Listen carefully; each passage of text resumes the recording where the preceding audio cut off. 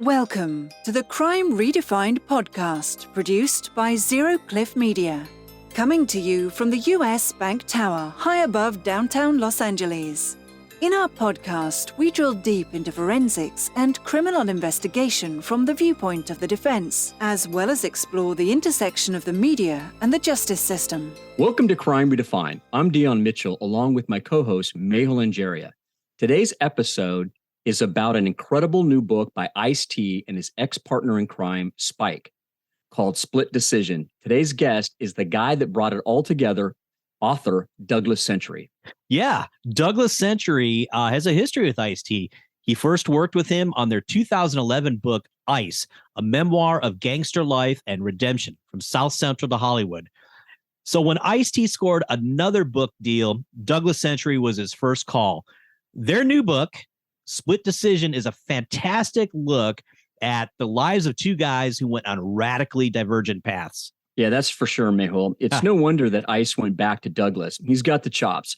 He went to Princeton, has co-authored or co-authored many best-selling books, not to mention frequently writing for the New York Times and Billboard. Yeah, Doug is a prestigious writer, no doubt. I mean, in addition to Split Decision, he's got another new book out about the Russian mob called The Last Boss of Brighton.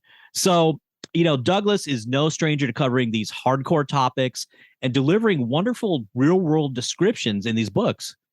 In Split Decision, Doug chronicles when Ice met Spike and they turned into star jewel thieves. Ultimately, Ice went on to superstardom, and Spike, on the other hand, stayed in the game a little bit too long and ended up with a murder charge and was sentenced to 35 years to life after a robbery he planned went tragically wrong, Mehul.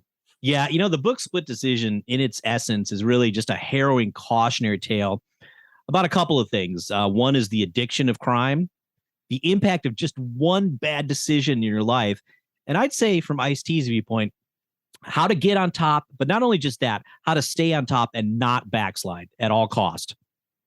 Yeah, that's for sure. And Doug was kind enough to give us a very in-depth and behind-the-scenes entertaining interview. So we really hope you enjoy the ride. Hey, Doug, we've been so excited to talk to you about Split Decision, and we're really impressed and moved by the book. So thank you so much for joining us on Crime Redefined today. It's great to be here with you guys. Thanks for having me on. Welcome, Doug. I've got to say this book is a great gateway drug for us, and we're ready to read more of your books. Before we get into Split Decision, we're curious about your career trajectory. You studied English at Princeton. At that point, did you know exactly what you wanted to do in life? Well, I was planning to be a novelist. I was always writing. I mean, even as young as 17, I wrote a novella. And I was in the writing program, the creative writing program and English at Princeton. So I thought, I'd be a fiction writer. But when I got to New York, I sort of fell into selling book reviews and music reviews. And that led to me writing for the New York Times. Before I knew it, I was writing nonfiction and I was hanging out with some gang guys in Brooklyn. Kind of related to hip hop, actually. But then I sold my first book to, it was called Street Kingdom, to Warner Books. And before I knew it, I was writing about crime and gangsters. And I've always been interested in that subject. But no, I think you sort of, like I said at one point in the book, you don't guide life, you ride life. So I thought I'd be a fiction writer, and here I am writing nonfiction. And true crime has sort of been my thing for a while, and now true crime is sort of all anybody wants to hear about in a weird way. Yeah, and I wanted to ask you about that debut book. It seems like you got a lot of high praise for that book. So, I mean, how did it feel to kind of hit a home run out of the gate? And then what did that do for your career? Well, I got a good book deal. I got an agent, and he's a fantastic agent, and he sold the book. I wrote a great proposal. Sometimes I think I'm better at writing proposals than books. But yeah, the art of it, I might do a master class at some point, because the art of it is it's not how do you come up with an idea? It's how do you actually make that idea into a proposal and sell it to a publisher. Yeah. And publishers won't take manuscripts unless you have a good agent. So there's a whole process to this stuff. But, a good writing professor of mine once said, when I got a few great reviews. He was my professor at Princeton, but he's a very well-known novelist. And he said, look, Doug, if you believe the good ones, you also have to believe the bad ones. True. And I've had some bad reviews. So it's really better to just sort of look at them as an opinion. You get a rave review from Publishers Weekly, and then the New York Times pans your book, or you get a rave review from the New York Times and somebody else pans it. So, it has to be more internal than external in terms of how you feel about your writing. And I know, filmmakers who will tell me I don't read any of my reviews. And I find that it's brilliant, but I find that hard to believe in today's social media world where, Right. I mean, how do you avoid it? Yeah, exactly. Right. It's like almost like, do you not have Twitter? Do you not have Instagram? But it's great to be validated by critics. It's also great to be validated by sales. And the thing is, you can't control either of those things. You really can't. Right. People ask me, like, how does it feel? I had 2 books out this summer, the one I did with Icet and Spike and another one about the Russian mob. And somebody asked me about it. And I said, it's like when you have a kid, you just kind of send it out into the world. There's a point where you're protective of it. But once you publish it, the reaction, what people say on Goodreads or Amazon or how it's selling, it's really kind of beyond your control. So you have to be a little bit fatalistic about it and sort of say, well, I've done what I did. I wrote the book. Hopefully it's good. And now it will take on whatever life it takes on, So I don't know. That's a little bit, it's a little bit of a philosophical way of looking at writing, but you don't have a lot of control. And that first book I did led to a lot of other opportunities, including writing about undercover investigations, detectives, and and then you, like I said, you ride the roller coaster. No, that sounds like a great way to stay sane through all this process. Yeah. I mean, if you get gassed up because, when I was writing that first book, so I was they said I infiltrated a gang. I didn't really. I was just hanging out with these rappers. And before I knew it, I'd spent like 5 years just hanging out, like listening to like hip hop, guys who were freestyling on the corner. And a friend of mine, after years of hanging out, and this is a really rough part of Brooklyn, Crown Heights, a buddy of mine said, you should write a book about this. And I wasn't planning to. That's what was kind of interesting about it. I was just sort of hanging out. But yeah, you get a kind of, while I was writing that first book, I remember getting film scouts, which were, I didn't know you're not supposed to talk to them, but from, let's say, for argument's sake, Leonardo DiCaprio's company or Robert De Niro's company. And they were like, well, what's the status of your manuscript? And then your agent says, never talk to those people. Don't ever talk to them. So you just get this sort of crazy idea. Oh, Leonardo DiCaprio is going to make a movie of my book. And then, I'd say 99.9% of the time it doesn't happen, but it does. It's very hard when you're young not to let that stuff affect you. And some of the great writers, some of the greatest writers, I think, published too young. Like F. Scott Fitzgerald, he had great success at 24, and it's sort of like you've heard Bret Easton Ellis, people like that talking about the trouble with having success at a very young age when you're really not ready for it. So I kind of think the ideal age to become established as an author is sort of mid-30s, because at least, you got to censor yourself, right? Yeah, exactly. And you've lived. Like the problem with creative writing programs, and I love, they're great places to learn how to write.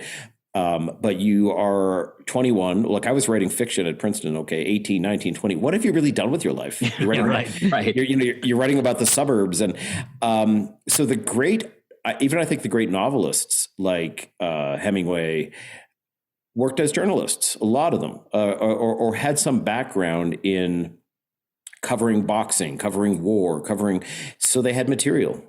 So, and honestly, I think that's the best thing you can do as a writer is just go do stuff. Go, whether it's traveling or the best advice I would have to a young writer is don't just navel gaze and sit there writing about your family or your autobiography. And I mean, James Joyce could do it. There are certain authors who could do it, but they were so good at it. It's a lot better to go out there and learn.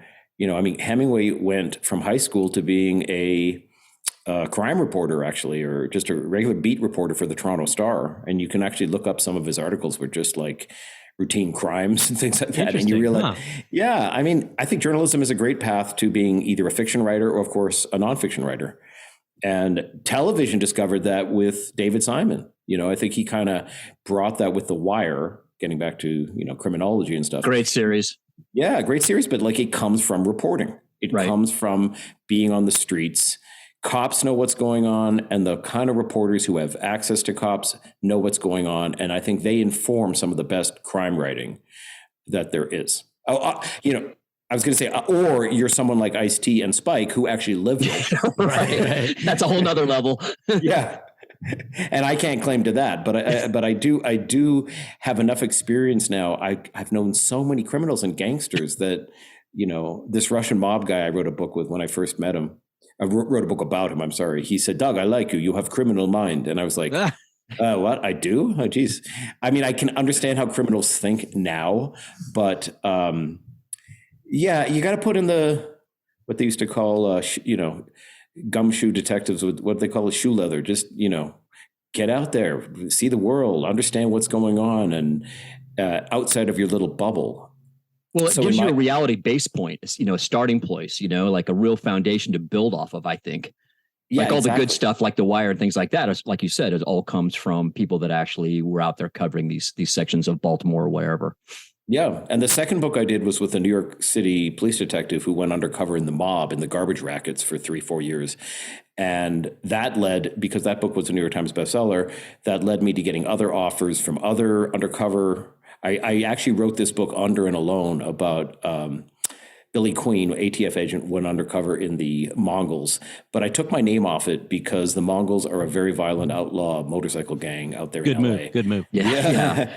And but anyway, that was the best-selling book I've ever done. It was on the New York Times bestseller list for like 35 weeks. And at the last minute, I said, take my name off it. But I now acknowledge that because the Mongols are very happy about that book because it helped their recruiting and everybody won. Yeah, everybody won. People think, and you didn't die. And I didn't die. Yeah. But I said to Billy when we were doing the book, because we then did another book, which was we co-authored. I said, Bill, is there, they don't have Mongols in New York City where I live. And he goes, no, but they have pagans and they're nearby. And they found pagans are allied with the Mongols and everybody's kind of against the Hells Angels. And he goes, they found my face picture, his undercover name was Billy St. John. And this book, Under and Alone, has been very popular for whatever reason. People love the biker world.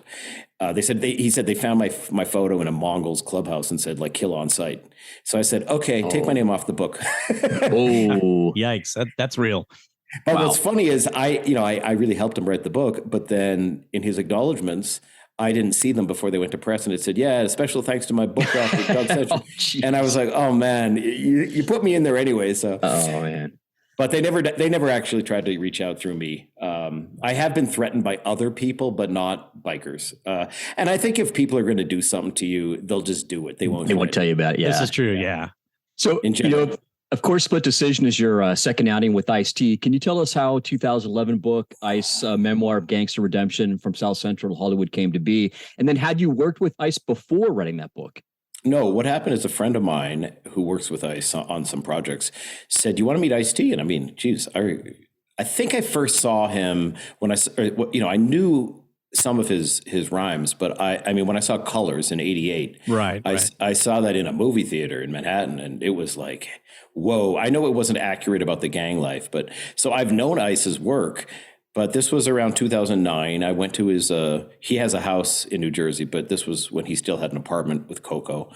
And I just show up and literally Coco is vacuuming and he's just, he's got his gold and platinum albums all over the place. But the idea, he had an idea and he was like, I think we should do a book, me and Coco, about our crazy rock and roll lifestyle. And this was kind of when everybody was, Pamela Lee and, Pamela Anderson and Tommy Lee. So he said, I'm like, I've been a player, I've been a pimp, but I could have any woman I want kind of.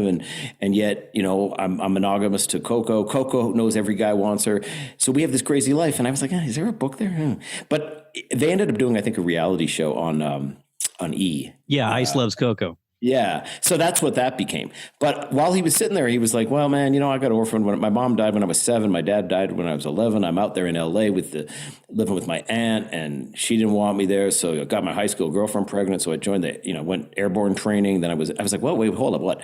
You were orphaned? Like, he said, yeah. I didn't have any brothers and sisters. I got sent to LA and was born in a middle-class family or at least a working lower middle-class family in New Jersey. He had a kind of stable 2-parent home, but then both his parents died of heart attacks.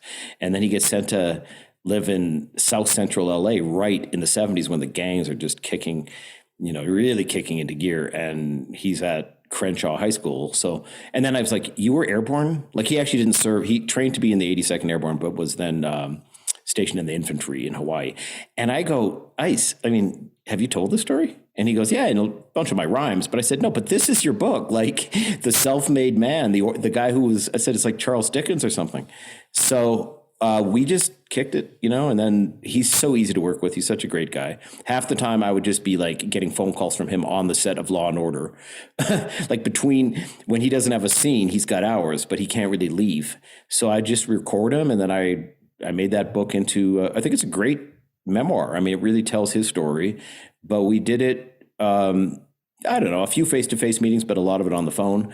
And then with this book, he calls me up and just, I don't know, out of the blue, I get a phone call. He goes, yo, Doug, your numbers are the same, right? And I said, yeah, same, haven't changed. He goes, I got a book deal with Simon & Schuster, but they want you to write it. And I was like, okay. And this all came about, the genesis of this book was his friend Spike came home from prison. Right.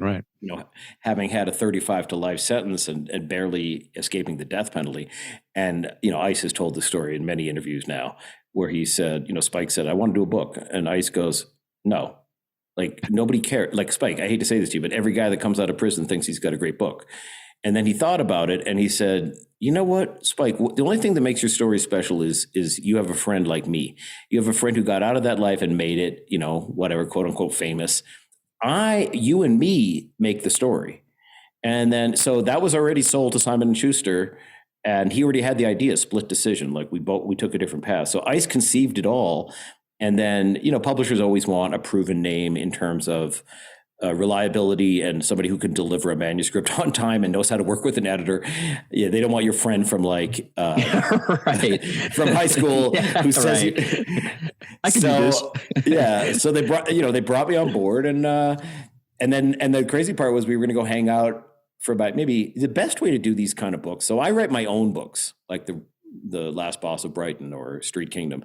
I've wrote a book about a Jewish boxer, Barney Ross, but I also do these collaborative books. And what you do is you just kind of hang out. You hang out, you record the sessions, and then there's a kind of art to making it seem like the guys are just talking naturally.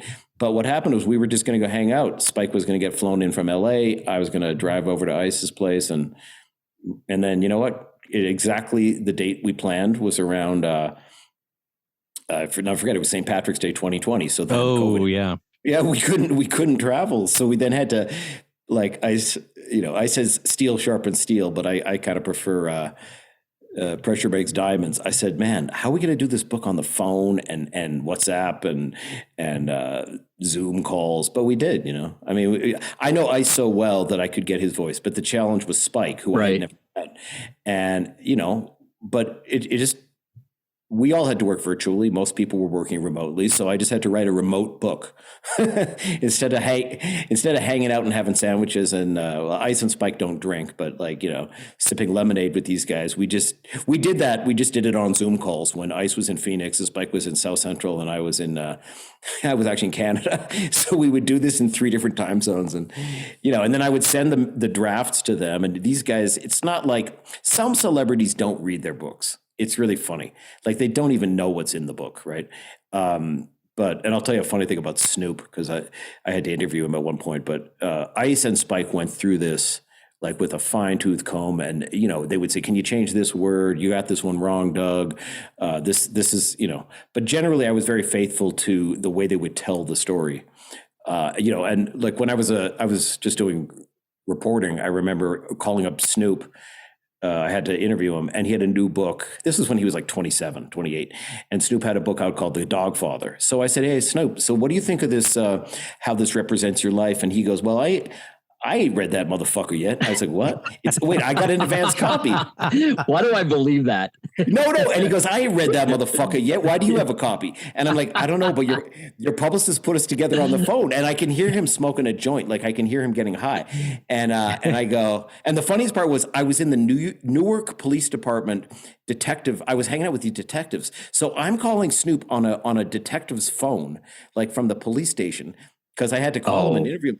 And it was crazy. And now he starts telling me I didn't read my own book. And then he gets ornery about it because he's kind of annoyed that he hasn't seen the book yet. And he goes, I said, so do you think it represents a trajectory of your life? And he goes, well, how could it represent my life when I'm still living my life? Every day I get up and I'm like, well, Good point. Don't argue with me, man. Yeah. But I mean, that's just Snoop. Like, there's guys that'll be like, hey, I'm doing a book. And then they talk to a reporter and the next thing they know, Right. I mean, if you're a smart guy, you read the book. But the funniest story about that was David Wells, the pitcher for the New York Yankees. I'll never forget. His autobiography came out and he had dished some dirt to whatever reporter, ghost wrote the book and about whatever, let's say Joe Torre. And they asked him at a press conference and he goes, I was misquoted. And they were like, you can't be misquoted in your autobiography. Like, those are your words, supposedly. But Ice-T and Spike it was the polar opposite of that. They went through this like, oh, dude, you said keyed up, like a key when they meant teed up, like tailored. So yeah. Sometimes I would hear a word and I would get it a little bit wrong. But yeah, it became like Ice has told this story. He doesn't frontland say like, yo, I sat at a computer and wrote this. He knows people understand the process. He goes, so what you do is a series of really in-depth interviews. And then a guy like Doug gives it back to you. And then, so you read your own manuscript like 5-6 times, like correcting, get this guy's name in there. I'll never forget. There was a scene, if you remember, when Ice starts rapping in LA. And I said, the DJs used to just stop the spinning the records and they would put on the break beats. And he goes, no, it wasn't break beats, dude. It was actually just like a beatbox. So that he would make me correct tiny things like that. And also lots of people are very sensitive. Like, oh, did I get mentioned in Ice's book? You know what I mean? Like his friends. So there were people, he was like, we should get John Boy's name in there. We should get so-and-so. So yeah, I mean, they were very, very hands-on with this and that made it a pleasure because, if you're working with people and they don't care about their own work, it's a little bit tricky, right? Yeah, and it just really adds to the authenticity of it too. Oh, you definitely captured their voice. Yeah. Yeah. Yeah, and there's a trick to that. It's like when Ice read the first book I did with him, he said, dude, this is crazy. I'm reading this book and it's like I hear myself talking to myself. And Spike kind of said the same thing. And I've done enough of these things. That doesn't happen just in a transcription. You have to find the turns of phrase, the little, after talking to people enough, and good reporters learn this, everybody has little mannerisms and little ways of, Ice speaks almost philosophically all the time, right? He has these little aphorisms or his daily game. Spike is a different kind of storyteller, right? So yeah, I think I conveyed, and I kind of came up with the whole cutting back and forth from their point of view. I don't know how to outline things like that. I just felt it. Like, when should I cut to Ice? You know what? Sometimes like during the robbery scenes, I would like say, okay, now let's see what Ice is thinking. And sometimes it worked. It just went seamlessly. And then other times, like when Spike is doing, 30 years, 27 years, I couldn't cut back to Ice. I was trying to figure out a way to get it. But what am I going to do? Ice is at an award show. Spike is locked in these like maximum security level 4 prisons. I was like, it felt frivolous to then go to something Ice was doing, aside from Spike seeing Ice on TV and Spike missing all this stuff. It just felt like their lives were so separate. So the last chapter, I think you just hear from Spike until they meet again. Ice kind of vanishes because he's living his life. He's having a good life. He's a millionaire, and Spike is just trying to figure if he can make the parole. Wow, talk about two trajectories that could not have gone crazier. You kind of teed up my next question for me a little bit. It was interesting to see in the book how Ice seemed to have some hesitation about whether Spike was really reformed after being in prison for so long. How much convincing did Spike have to do to get Ice to greenlight the project?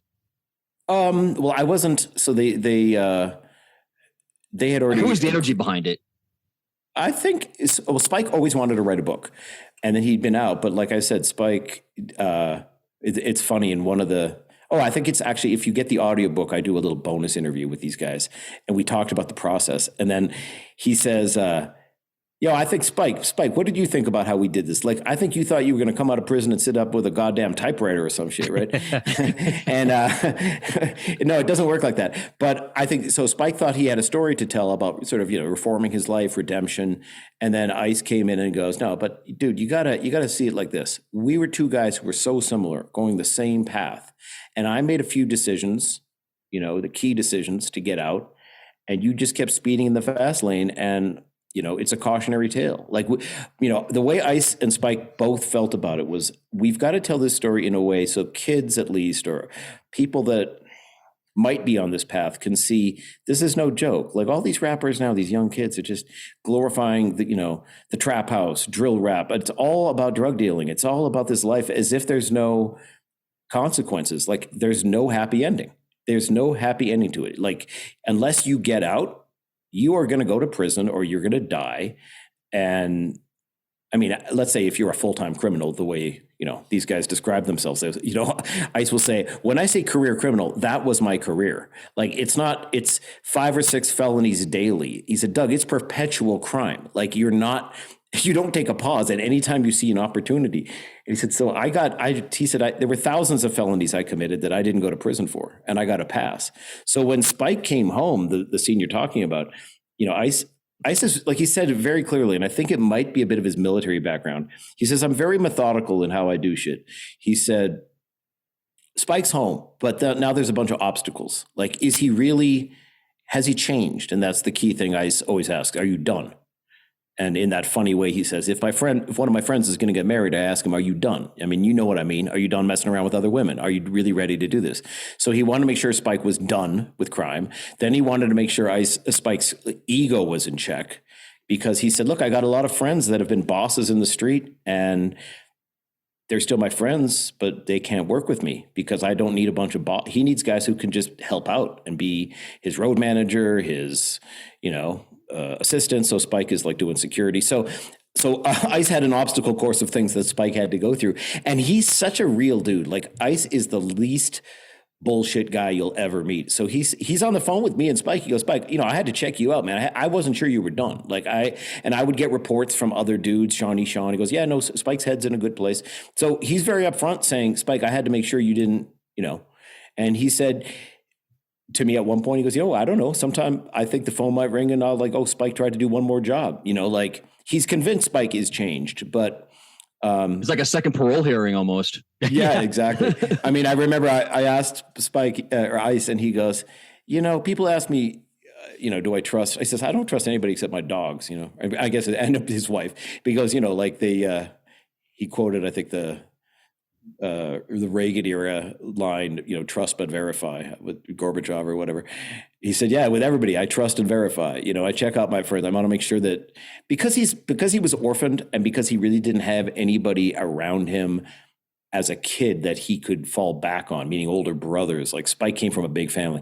He's a very self-contained guy, and he's very, very, very methodical in how he does stuff. So even a great friend like that, Ice is not going to take a chance. He did that in the first go round, with the Rhyme Syndicate. He's got like 40 guys traveling with him. And then, like Spike says, by the time he came home, that was down to about 4 or 5. And it wasn't because, Ice was sick of these guys. It's one by one, certain people started to screw up or take advantage of the situation or not be reliable or get him in trouble. If you've got friends who've been criminals, this happened several times with Ice, where he got called to, I don't know, testify or be asked questions. What did you know about this or that? Sure. Spike was very careful in his crime. People read the book to never mention Ice-T. And he's been in Ice's videos. So he tells the cops in San Diego, I don't know no Ice-T. And they're like, dude, I mean, come on, you're in his videos. Like, but he disassociated himself from Ice because he did not want Ice to be dragged into this nonsense that Ice had nothing to do with it. He had nothing to do with it. But of course, prosecutors, I mean, you guys do a crime show. Prosecutors would love to get a big name celebrity into their, of course, big fish. And then they get a big press conference, and the politics of criminal investigations. It's so much better if you have like, guess who we're going to take down, Yeah, especially when Ice was a target in the cop killer days. Absolutely. I'm sure there's still prosecutors who were like, Ice, if people are too young to remember, but Ice did this song where literally Time Warner got bomb threats. That blew up. Yeah, that really blew up. He was probably the most hated guy in America, but at least, Ice says several times, I think in the book, but he said it to me, dude, when the president of the United States says your name in anger, the next question to his chief of staff is, what do you know about this Ice-T? So he goes, I got audited 3 times in 1 year. And he said, you got an ice cream truck out front of your house in the middle of winter. It's like weird things keep happening. Yeah, right. He says that level of scrutiny. So that's why he's so like law abiding now, because he's been through that level of scrutiny, and he couldn't have anybody around him who would remotely, tie him into any kind of negativity. And, the amazing thing was asking these guys when Spike was fighting for his life in San Diego. It's like we're grown men. So you think you have a best friend, but you're really not talking to them every minute of the day. So Spike was in his trouble. But one of the reasons ICE didn't really follow it or know about it is at the exact same moment, the cop killer thing was happening, and that was taking up all his energy. And I guess, so Spike is fighting for his life, but ICE is sort of fighting for his career. For sure. Yeah.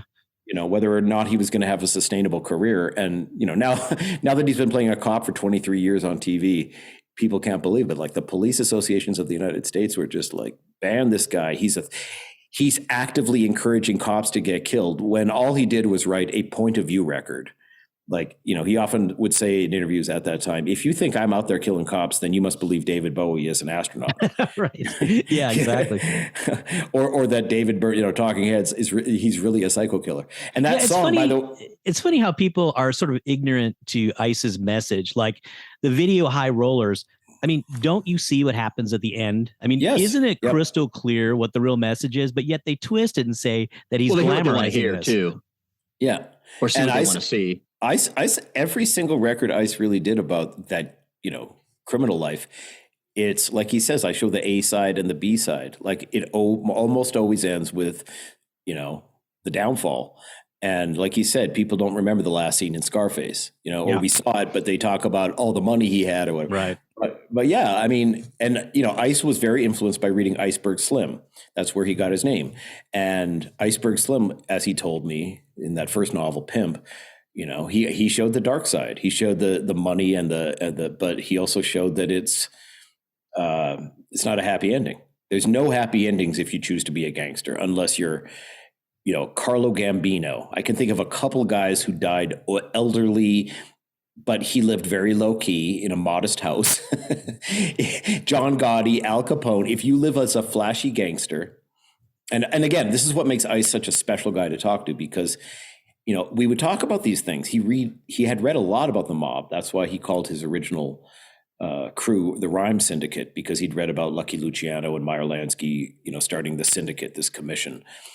But he would just talk about how you cannot be a high profile gangster. He said the one thing that criminals have over the cops is anonymity, and that's why we actually called a chapter in our first book "Too Famous to Steal," because he already had a record out. He had videos on MTV, and he was trying to steal a part for his Porsche. That was a great scene. Yeah, but it was literally like, shit, I'm too famous to steal. Like I can't do this anymore. Like I'm too. So yeah, the idea that you could be a well-known rapper, a well-known TV star, and continue to live that life of crime. That's why I laugh about how, when these young kids tell me so-and-so rapping is a gangster or is a blood or a crip or whatever, I'm like, to a point, but come on, you can't be in that world and also high profile. It just doesn't work, Yeah, it's also interesting how ICE points out that, like you said, some of the old time gangsters, maybe they died in their old age, but what people don't see is the stress that they're under at that time. Constantly looking behind their back, and how ICE was saying that really working a straight job is actually a lot less stressful than seemingly doing what you want to do, because you're carrying all that weight all the time. He said that. He said, like, at the end of the book, I'm assuming everybody, these are not spoilers. He says to Coco, I sleep well at night because, if somebody's going to break into the house, what are they going to do? Steal the TV? Like our jewelry's insured. Our cars are insured. My money's in the bank. But if I was a criminal and I had drugs up here or a lot of cash, I'd be worried about someone coming in here and taking, tying you up. Yeah. And he said to me, I don't think I put it in the book, but, I think he was watching Power, that show with 50 Cent's show. Yeah. And he says to Coco, do any of these people seem happy to you? Like, no, you're not. You cannot live. You have those moments, and, having written a lot about mafia guys, organized crime, of course, when they're bald, they're in a casino, they're spending $100,000 on a hand, and that's fun. But it's the kind of impulsivity and narcissism and, Ice said something in the book where it's like, there is nothing like the ego on a successful criminal, meaning you've gotten away with it for so long and you feel entitled to take stuff from society and you don't think rules apply to you. But I've seen that with mafia guys too. And they almost all have the same hardwiring, which is they never learned delayed gratification. Right. The work your way up and when Ice made the transition to music allowed him to still kind of live like a star. But, the street life isn't that different from being a rap star. But when he started to work on movies where you got to be on the set, you got to be up at 4 a.m, he said, you can't have that criminal mentality and do the kind of stuff I do on Law and Order, because you have to check your ego. In the first book, he said something funny to me about pimping and hoeing. He said, Doug, everything comes down to pimping and hoeing. I mean, anytime you do something for money, he goes, Doug Century, if you did a book that you didn't want to do and you're doing it just for the money, sorry, man, you're hoeing. And he goes, like on Law and Order, man, I'm Dick Wolf is my pimp. He said he's a good pimp. He pays me well, but I mean, he's my boss. Like, he just breaks it down to those fundamental things. But in order to work in the entertainment business and be a reliable performer and reliable anything, it requires you to lose that criminal sense of narcissism and impulsivity. And I'm going to take this now. Otherwise, your career will be very short-lived. Doug, that brings up a question. In your view, how much change did you see in Ice-T personally between like that 2009 time period when you worked on the first book to present day? He's been consistent because, when I met him by that point, he had already, married Coco. They didn't have their daughter Chanel yet. So the one thing that I did see was when he had his new baby girl, I think she's 6 now, he just became the most doting dad. And I mean, you don't see anything, but you'll see like the Ice-T scowl, if you see body count. But if you see pictures on Instagram and they're at Disney World or whatever, he's just grinning ear to ear. He's so happy to be a dad of a little girl. And he said Coco keeps him young. People ask him, like, why do you look so good at 64? He goes, I got a young wife, man. Like, she's keeping me. That'll do it. Yeah, exactly. So, but I didn't know him. Like, I know his manager very well, who's been with him for 40 years. I think he was a lot wilder in the early days of hip hop. But in the last 10, 12 years, one thing I can say about Ice is there's a reason he's been thin for 23 odd years. He's a supporting player, but he still has a major role on that show. And I think he's the longest running actor on any primetime series now because he's consistent. He just doesn't flake out. He's a very, very reliable guy. If he says he's going to do something, he does it. And that's not common with celebrities. I've been offered celebrity books to do, by the way, where I just said no, because the reputation of that given celebrity, even if the paycheck would have been very good to me, I know they're let's say difficult, or they might not be reliable. And like, let's say a very well-known athlete or rapper, hired me to do a book, but I wasn't sure that I would be able to spend enough time with them to do the book. When the publisher starts asking for the manuscript, they don't blame the star. You get, shit rolls downhill. You get blamed. You're like, why didn't you get the manuscript done? So, Ice is the opposite of that. He's so reliable and he's so quotable. He's the easiest guy to do a book with because Spike has great stories, but they kind of meander. And you imagine, that was the real trick for me. 30 years or almost 30 years in prison. There were so many stories. And I kept telling him, okay, Spike, we have 2 race riots. I don't need another race riot. Like, we just can't have, how many times can you tell similar things, right? You want to compress those moments. Whereas because Ice's time is money. Like, he's got so many commercials he's doing. I don't think he ever takes a day off. He's got so many things. So if he sets aside time to talk to me for the book, he's got, I asked him the story. He's got the story boiled down into 45 minutes or an hour. It has a beginning, middle, and end, and it has a punchline. And it's basically and that's also probably from having done interviews since he was, in his, late 20s. So he's got years and years of knowing how to do this. The average person, it's very hard to tell a story that doesn't meander or, you have to be good at that.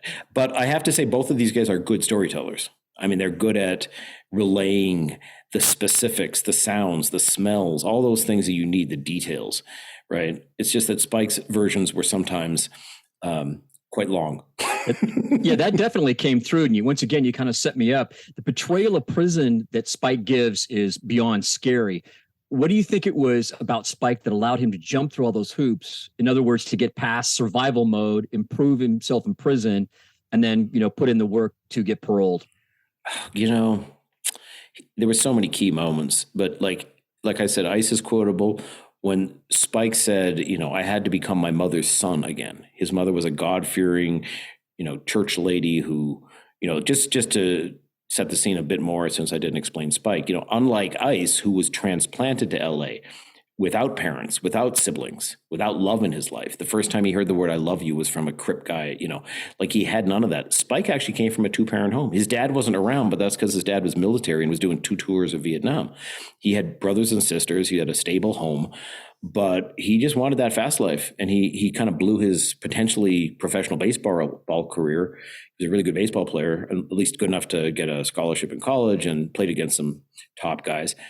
I don't know. I think he had God-fearing women in his life. So it's his mother and his, the letter he gets a letter from his grandmother. I won't do a plot spoiler for people, but he gets this heartrending letter from his grandmother, and he's in Calipatria State Prison, which is one of the worst prisons, level 4, nothing but race riots. And he basically says, it almost broke him. Like he sat there saying, do you see how much pain you've caused the people around you, the people that love you?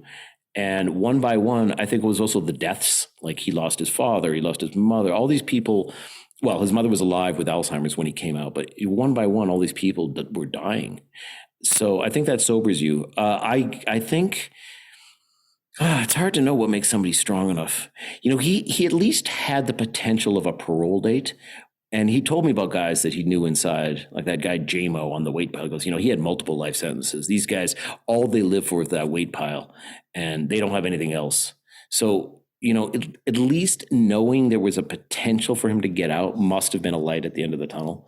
And then at a certain point, he did start believing in faith again. And he started to realize his mother, when he said, I had to be my mother's son, he said, my mother didn't raise me to be doing all this selfish shit, robbing people and taking, she didn't raise that kind of child.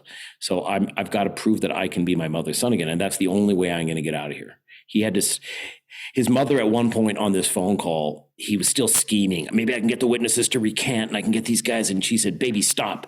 You're not in control anymore. God is in control.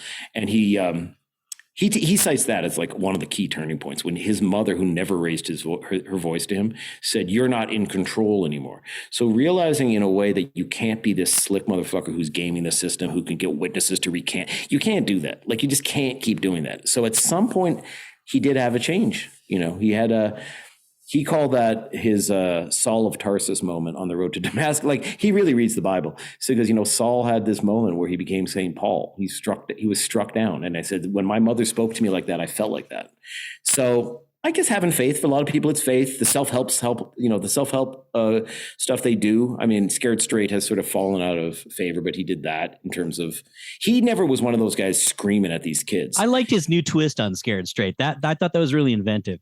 Yeah, he's like, form a bond with these kids. And, I think that's probably, I don't know what they're doing. I mean, we had that even in my high school. Some guy would come and scream at us in the freaking, and I was a bit of a truant. I wasn't a criminal, but I was kicked out of school or whatever for a few times.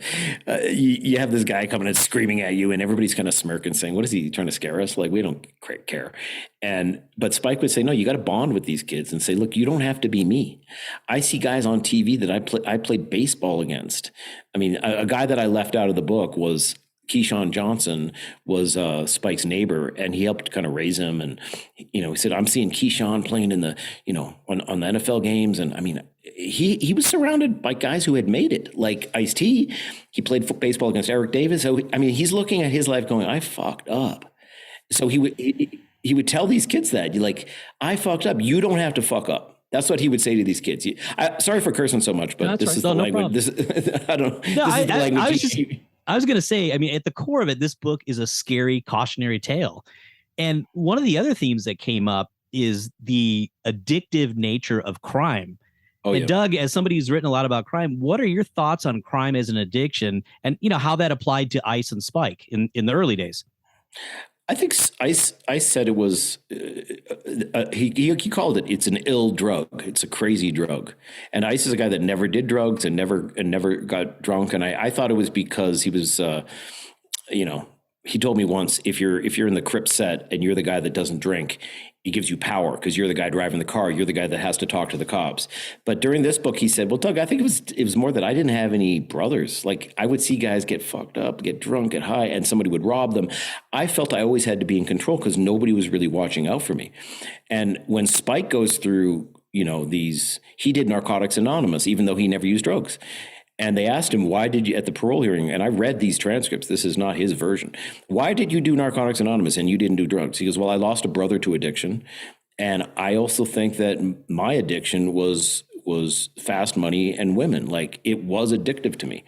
I could see how, especially for young people, it's that sense of entitlement, that sense of power. It is, I'm sure once you've done it a few times and gotten away with it, it is highly addictive. I don't know if you really would characterize it the way alcoholism or narcotics, but I assume to some people it's the adrenaline rush. I mean, remember, in some of these crimes early in the book, they're not, like Ice would say, we didn't want to hurt anybody because I knew that if you take a life, they're going to keep looking for you. We didn't even want to have a gun on the job. So the worst might happen is somebody might get cut with glass when we smash we didn't even want that to happen. We would tell them, stand back, stand back. But it's almost like I could see like they were getting away in these like motorcycles going the wrong way in traffic. And if they ever make a movie of this book, I said, wow, there's a lot of good action scenes, man.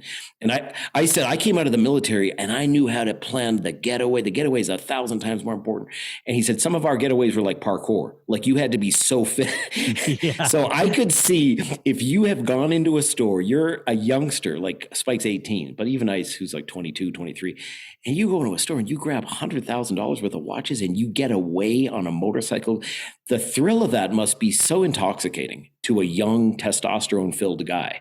Almost like scoring a touchdown or something in a big game. It'd be like, wow, let's do it again. I could just imagine it in my own little experience, just having been a bit of a juvenile delinquent, stupid guy. Yeah, you get away with it and you're like, that was amazing. Let's do it again. Builds confidence too, Yeah.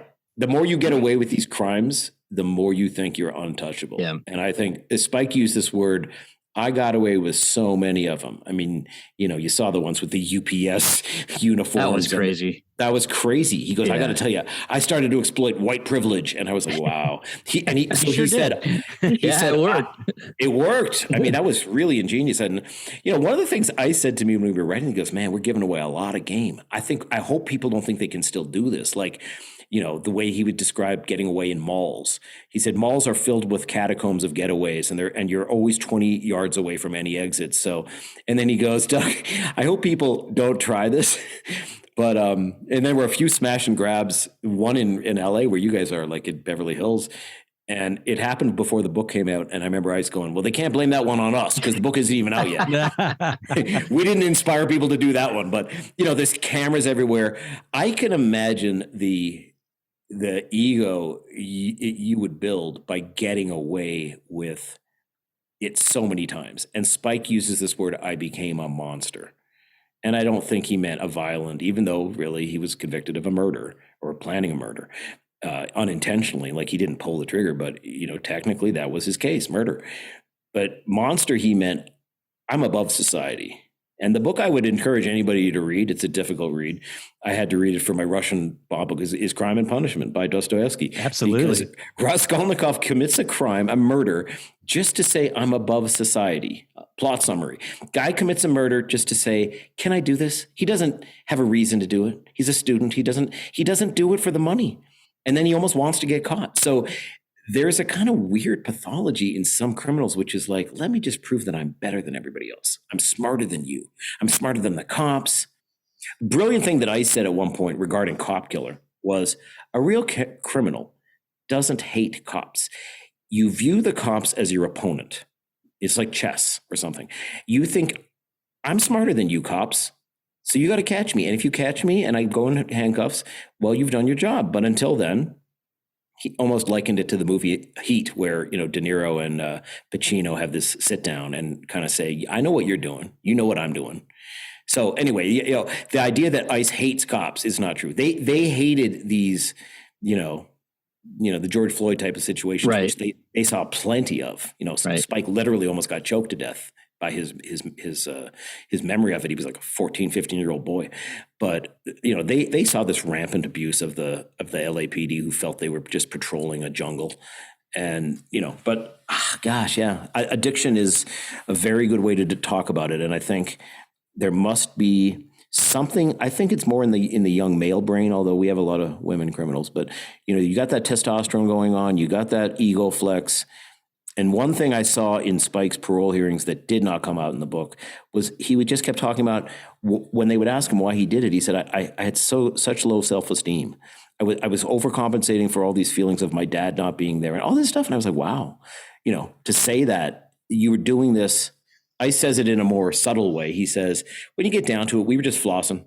We were just showing off to women and to ourselves. We weren't saving money. We were just trying to make ourselves feel better about ourselves, right?